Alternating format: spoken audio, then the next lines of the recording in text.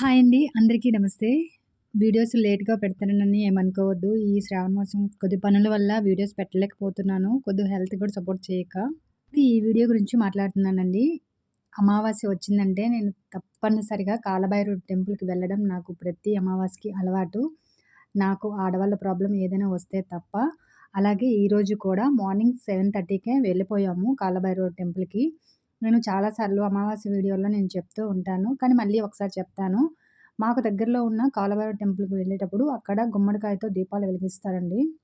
అంటే మన ఇంటికి, మన ఒంటికి ఉన్న దిష్టి పోతదని ఆ పంతులు గారు చెప్పారు. నేను వెళ్తున్నాను కాబట్టి నాకు రిజల్ట్ అనేది నాకు తెలుస్తదని నా వీడియోస్ చాలా సార్లు చెప్తున్నాను. కానీ మళ్ళీ చెప్తున్నానండి. మనకి ఉన్నది మనం ఎంత పర్ఫెక్ట్‌గున్నా మనకున్న నెగటివిటీ మనకు తెలియకుండానే మనకు ఉంటది. అలాంటప్పుడు అది పోవాలంటే ఇలాంటప్పుడు అమావాస్య టైంలోనే ఇలాంటి పరిహారాలు చేసుకోవడం వల్ల పోతదని నేను ఎక్కువగా బిలీవ్ చేస్తాను. మీకు వీలైన వాళ్ళు కాలభైరవ టెంపుల్ లేకపోయినా ఇలా చేసుకుంటే రిజల్ట్ కూడా చాలా బావుంటుంది.